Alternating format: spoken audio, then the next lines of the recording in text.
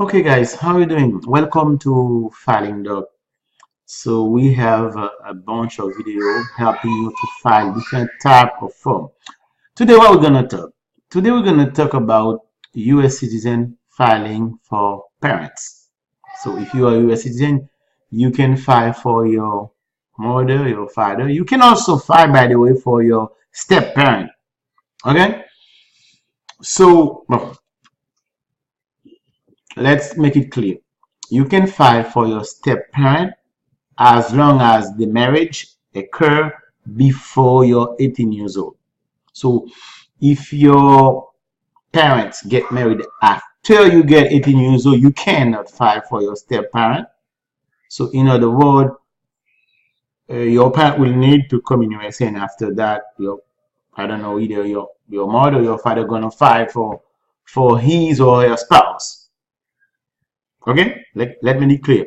You can file for your step parent only if the marriage occur before you get 18 years old. So, okay, today we're going to talk about the process to file for your mother and your father.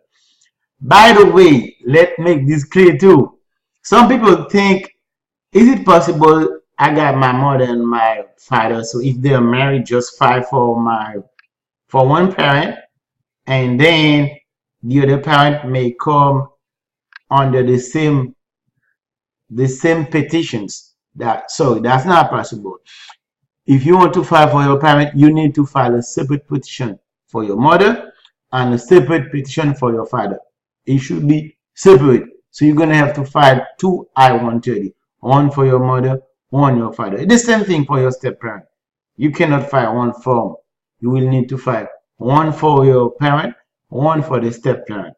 That's the way it is. Okay, U.S. citizen. So okay, now let's talk about what you need to file for your mother and your father of your step parent. Okay, let's see what you need. What document you're gonna need? Okay, father. Let's say you want to file for your father. Okay, for mother, they say you need to submit your birth certificate showing your name and your mother's name. So you will need your birth certificate. In this case, I got the person birth certificate right here. So most likely the birth certificate generally it's in another language. You will need to translate it. Okay, you will need to translate the birth certificate, the birth certificate of the U.S. citizen. Okay, if it's already in English, that's fine, but understand the birth certificate normally will show the name of the parent. Otherwise, that's gonna be a problem. There is some way to get out of it. Maybe you will need the DNA test. If the name of your parent, if the name of your parent, is not on your birth certificate. Okay, I remember I saw one of these cases. The person had to do a DNA to prove that was really his father. Okay, so your birth certificate, like a resident, showing the name of the parent, and then especially for your father, if your father is married, submit copy of your father marriage certificate. Okay,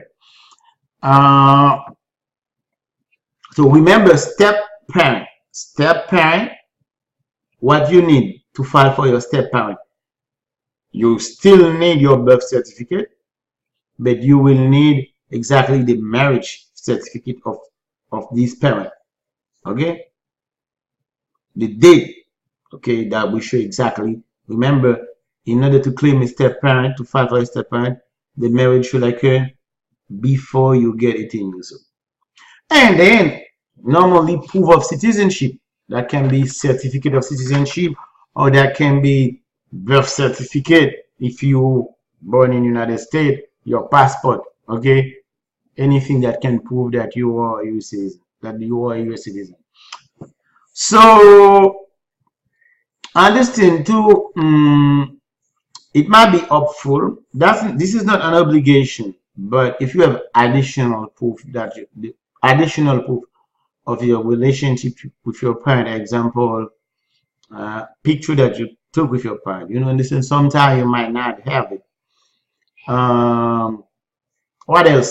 Let's say if you have, document from your school that show your parent, document from your church. In fact, there is no limit. Anything that can show that you are related to your parent. If you have them, you put them. By the way, this is not an obligation, but bringing them will make the officer process your case, faster. I remember one case where they asked additional information because the parent only have the birth certificate and they need additional document, that show that you keep your relationship with your family. Okay, they might ask for it. Okay, so what else you need? So for the US citizen, we will need information about you, your work history, your address, your social security. If you're married, you will need to put this information, the name of your wife, place you get married. So that's information that we'll need for the US citizen. We need information also for your parents. So address of your parents. We know sometime your parent might already here in USA. So you will put the address, the I-94, stuff like that if your parent is already in USA on another status. That's the document you're gonna need to file for your parents. Okay? Now let's go over the I-130. It's really easy and straightforward. Okay? Before going to the form, let's see some additional information. A filing fee on 2018, actually, the form I-130 is $535. That's the money order that you will need. Where to file, you can click here. Depending on the state, they will tell you where to file. Remember, you need to be 21 years old in order to file for your parents. What else? So I will advise you sometime also to attach this G1145, the e-notification. This is really helpful because you will receive a message on your phone and your email, that the case has been accepted. Okay, I advise you to do that. So now let's go over the form I-130. It's really, so this case is about a US citizen filing for parents. So the part one is about what kind of relationship you just choose parent. That's it, because in this case you are filing for your mother or your father, and then also, like I told you, you can file for your step parent. But remember, as long as the marriage, okay, occur before you're 18 years old. Okay, let's go now over part two. Part two is information about you, the US citizen. So you will put your alien number here, social security number, last name, first name. Okay, so if you use the name in the past, you will put it. City of birth, country of birth, birthday, sex, your mailing address. So nothing interesting, but let's make this clear. Example, this one is your current mailing address the same as your physical address? Most of the time it's going to be yes, because most people have mailing address, same physical address. However, there is some case when, example, if you have a PO box, you might have a PO box, your mailing address, and you have different physical address. In this case, you will provide your physical address for the last 5 years. But if your mailing address is the same as your physical address, you don't need to fill out this part. Okay, let me show you. They say if your answer is no, provide 12A to 13B. Otherwise, if your answer is yes, you're gonna let this blank. Okay, you're gonna let this blank. That's the way it's gonna be. Okay, if your answer is yes. Okay, now what they're asking, you're gonna let this part blank. So provide your physical address for the last 5 years. Now they're talking about the last 5 years. But if you've been living in this address for the last 5 years, you don't need anything for physical address. If you have 5 years. But if you have less than 5 years, you're gonna start here, setting with your preview address. That's the way it's gonna be. No, marital information. How many times? If you've been, most people have been married one time. You're just gonna put it here. If you're married, you put your marital status, date of marriage. Nothing to explain. So some people get confused. This part, you're just gonna put your current spouse. If you married one time, okay? Just put, because they say if currently married first. If currently married first, and then list all your prior spouse. Okay? Provide information about your current spouse. So if you married just one time, just put the spouse here, and then that's it. All the information here. Okay? Information about parent, nothing to explain. First name, last name, birthday, sex, stuff like that. U.S. citizen, in this case, you are U.S. citizen, you file, okay? It depends on what kind of U.S. citizenship you got. This is naturalization.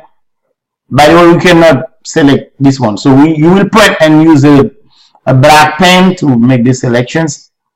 Okay, you will put yes if it's the case. The certificate number should be at the top. It's generally on red. Okay, stuff like that. You will find this on your certificate of citizenship. Okay, if no, you will click no, obviously. So this is another case when you are lawful permanent resident. That's not the case. In this case, it's a U.S. citizen filing for parent. So your employment history for the last 5 years. Put your employment history, the name of the company, address, stuff like that. Nothing to explain. Remember, this we cannot select. We will need to put in starting date until today. Okay? So the biographic information, nothing to explain. Easily. Your feed, your ethnicity, stuff like that. But nothing to explain here. Information about the beneficiary. They're talking about your parents, mother or father. So generally, they don't have anything at Social Security. I say generally because we might have some exception where your parent is actually living in USA under another status. If it's the case, you will put the alien number and Social Security number. A beneficiary full name, easy. Last name, first name, what else? City, town of birth, country of birth, date of birth. What else? Physical address. So generally, this is gonna be the physical address that is overseas. Okay. Address that you will your parent will stay. Generally, is gonna be at your house. So you're gonna put the address of your house right here. Okay. And then they ask for a phone number. You're asking if your father or mother is married. You will put yes, or depend on the case. Anyway, this information about your parent, the list of marriage, current marriage, stuff like that. If by the way, if your parent is single, you're just gonna choose when they're asking marital status. You're just gonna choose right here. Oh, okay. This one. So if your parent is single, just leave this. Just put never married. That's the way it's gonna be. Okay. And then what else? Spouse. If your parent have child, you will put the child here, the name of the child here, the relationship burden, daughter or son, whatever it is. Okay. This is the case where the beneficiary is within your, that means your parent is within USA. If it's the case, you will put all those information. They're asking, most of the time it's gonna be no, but if it's yes, don't try to hide it, because they're gonna find out if your parent has been in removal proceeding. You'll give the information. Okay. Native language, most of the time it's gonna be on woman letter. Most of the time you're not gonna fill out this part. You're gonna let it blank. If you're filing for your spouse, provide the last address with your physical address. So this is for people filing for your spouse. This is not for the parent. Okay, and mainly you need this one. Example, if in the United States, example, if the person is in New York, you're in New York, and you put the state. If it's the person is overseas, you're gonna put the town and the country. That means this is where the person will go to the interview. Okay. Have you ever put video file? Most of the time it's gonna be no, but if it's the case, you're gonna put yes. bills, stuff like that. Man, and we're almost done. You're gonna put this, you're gonna put, you can in English, sign, and all this you just leave it blank. And we are done, mainly. And you will attach proof of relationship, birth certificate, anything else, photo, proof of citizenship. And then, like I told you, you will attach the form, the G1145, the notification where you will receive notification via your email, your phone, or your phone that the case has been received. I would advise you to attach it, put it at the top. And then basically you will need where to file. You can click here and then you will find where to file. The filing fee, like I told you, is $7.35. If you need to know the address where to file, so let's see where to file exactly. So let's go here, where to file, and then the I-130. Just a moment, please. Okay, where to file? So the form I-130 is by state. Okay, so you will find out your state here. Example, right now I'm in Florida. So since I'm in, let me look for.